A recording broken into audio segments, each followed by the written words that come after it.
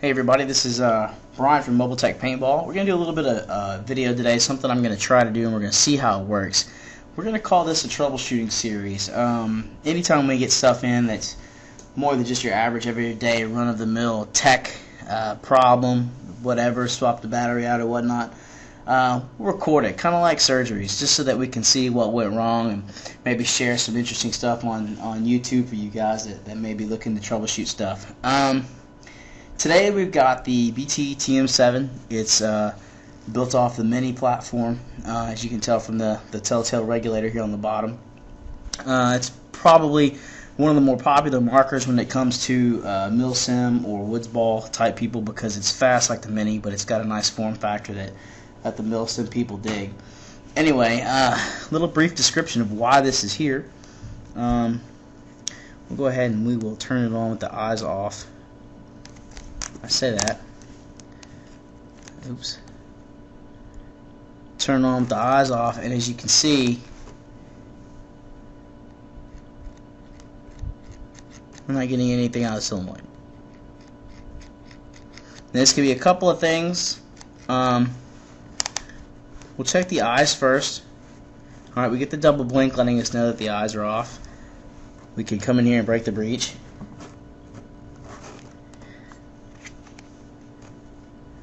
And not see any indication, so that tells us that the eyes are definitely off.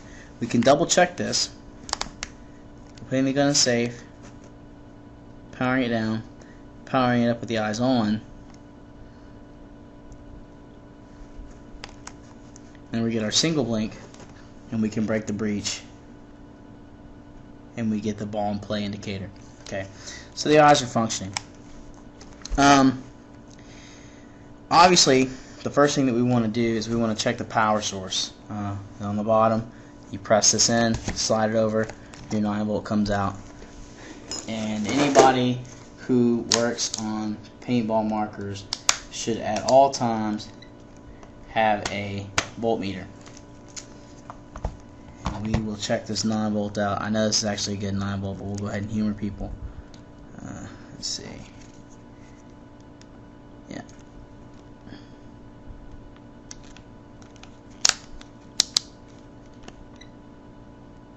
Yep, 8.8 volts. Alright, so our battery's good.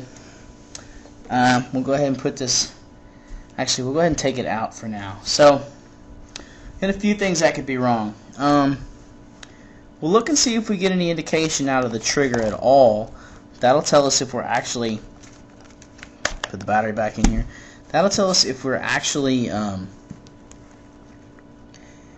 making contact with the board and sending the fire signal to the board. So we'll go eyes off.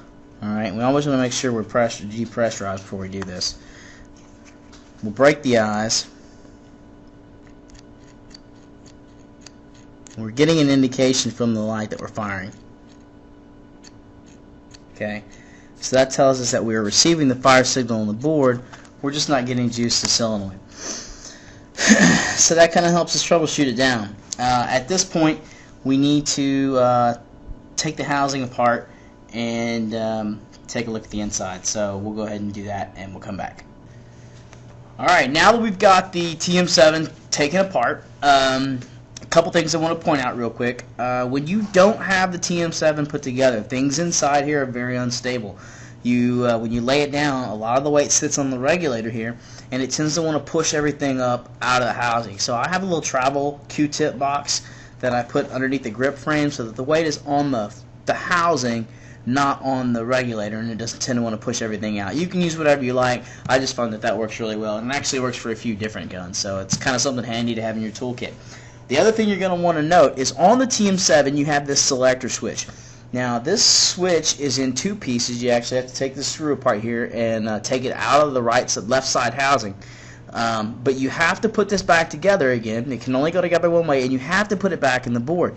Reason being is that this is how you select safe mode, and you can't turn the gun on if it's not in safe mode. So you're going to want to make sure you put that back together and put it back in place. The first thing we want to look at, because since we know that the magnet on the trigger is good, because we're seeing the light status change, there's really only three things that could possibly be wrong. We either have some sort of a wiring problem, all right, we have a problem with our board, or we have a problem with our solenoid.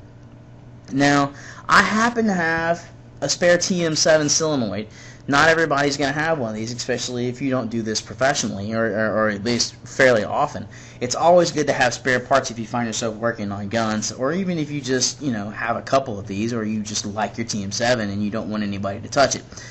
But I'll show you how to troubleshoot this without spare parts, and then I'll show you how simple it is to do it with spare parts. Okay, so just to recap our problem, we hold our trigger back. We're going to power the board back on so we can turn it on, eyes off, right? And get us out of safe. We get the double blink, and we're not seeing a solenoid fire. Okay? You just hear click, click, click, click, click. Definitely not getting that. We'll try it in several different modes.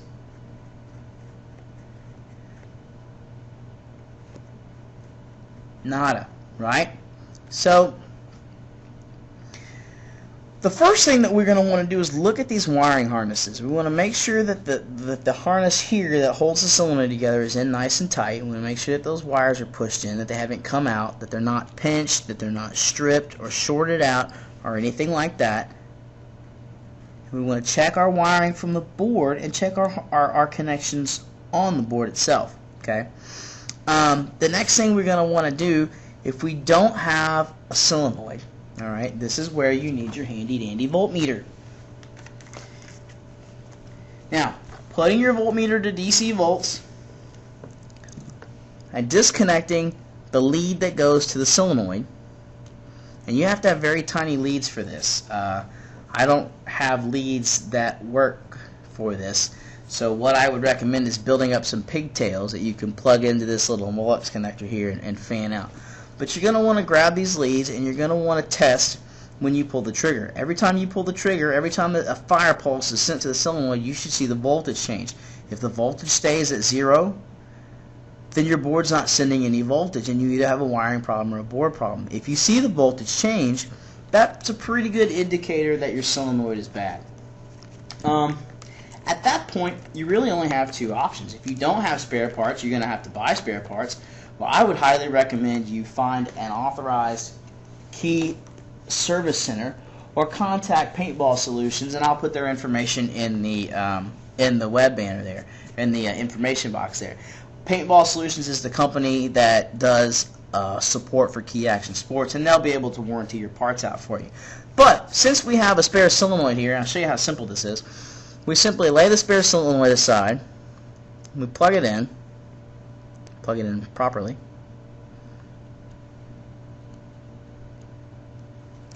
and we give it a shot.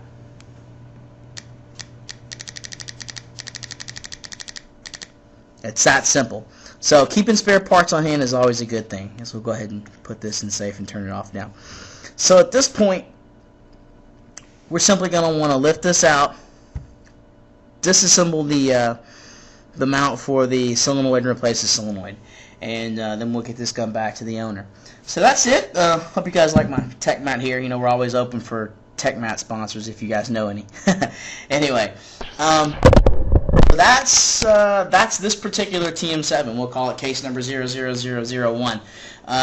Hopefully we will be able to do this more often, and we get some good response out of it, and we'll do this for some other guns that we get in. Anyway, I'm Brian, and this is all around you here. This is MobileTechPaintball.com, and I hope you guys enjoyed the video. You got something out of it. Please let us know. Rate, subscribe, tell your friends, and leave us some feedback, because I don't want to waste my time if you guys really don't want to watch this. But if you do, I'd like to hear about it. Anyway, take care. Have a great day, and come back and see us. Later.